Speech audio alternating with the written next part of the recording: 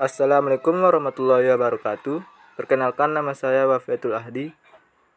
Baiklah, saya akan mereview jurnal saya yang berjudul Pengembangan Media Video Pembelajaran Daur Air untuk Meningkatkan Proses dan Hasil Belajar IPA Siswa SD. Nama jurnal Pendidikan Sains, volume dan halaman. Volume 1 nomor 4, halaman 413 sampai 424. Tahun 2013. Penulis Fahrul Rozi. Reviewer Afiatul Ahdi. Tanggal 30 November 2021. Latar belakang. Pembelajaran IPA di sekolah dasar diharapkan dapat menjadi wahana bagi siswa untuk mempelajari diri sendiri dan alam sekitar, serta prospek pengembangan lebih lanjut dalam menerapkannya di kehidupan sehari-hari. Namun kurangnya antusias siswa pada mata pelajaran IPA menjadi penghambat tujuan tersebut. Hal itu terjadi karena siswa tidak memiliki gambaran nyata tentang bagaimana proses IPA terjadi di alam sekitar, yang sebenarnya sangat menarik untuk dipelajari. Tujuan penelitian ini adalah menghasilkan media video pembelajaran dengan materi daur air yang layak untuk meningkatkan proses dan hasil belajar siswa kelas 5 SD.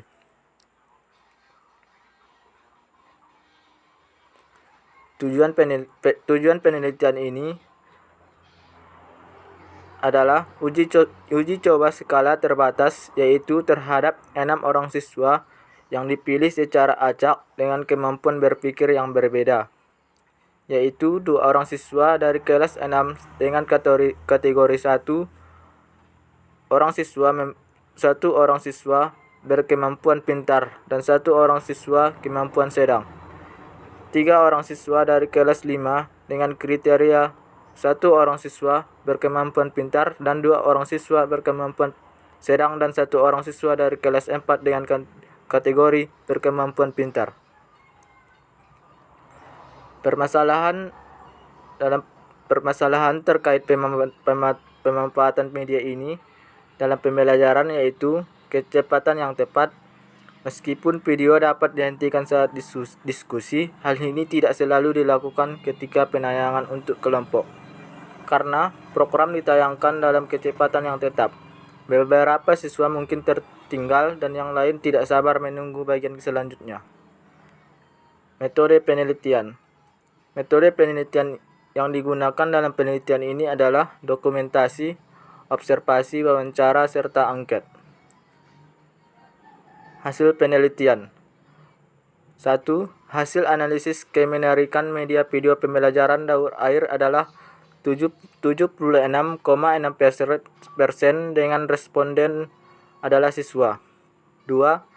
Hasil analisis tingkat kelayanan produk adalah 83,6% ditambah dengan hasil kelayakan materi atau isi dengan nilai 92,5, kemudian di rata-rata dan didapat nilai 88,1%.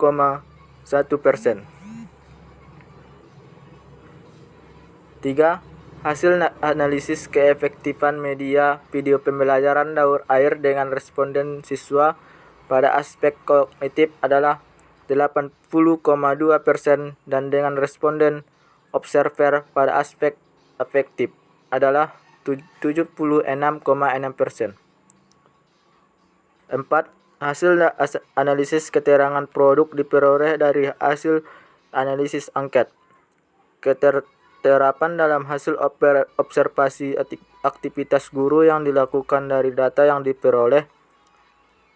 Hasil pengisian angket mencapai hasil 90% dan hasil observasi aktivitas mengajar guru mencapai 86%.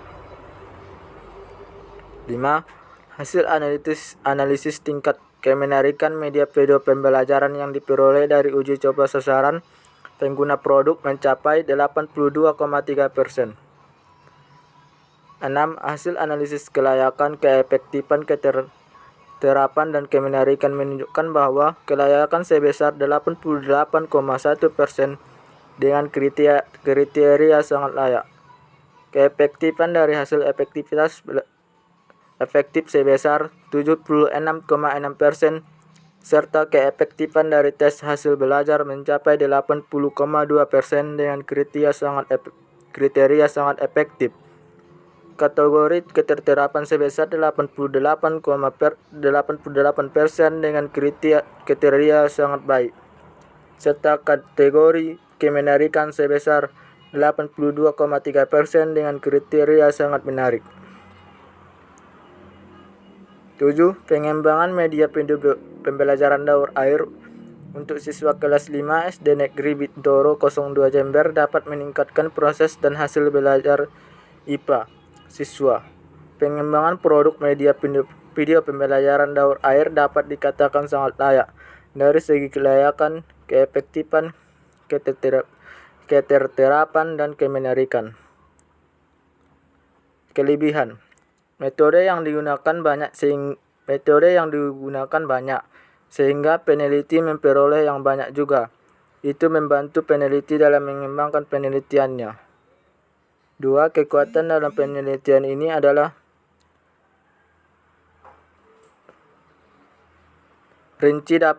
kekuatan dalam penelitian ini adalah rinci dalam melakukan tahapan penelitian. Hal ini menguatkan hasil penelitian. Kekurangan: 1. Pada bagian abstrak, hanya menggunakan satu bahasa yaitu Indonesia. Ini akan mengurangi rasa ketertarikan pembaca di luar negara Indonesia. 2. Tidak ada jumlah data yang jelas pada subjek penelitiannya.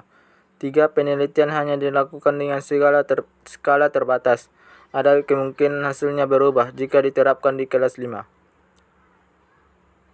4. Peneliti tidak menyebutkan alasan pemilihan subjek. Hanya sekian presentasi yang dapat saya sampaikan. Assalamualaikum warahmatullahi wabarakatuh.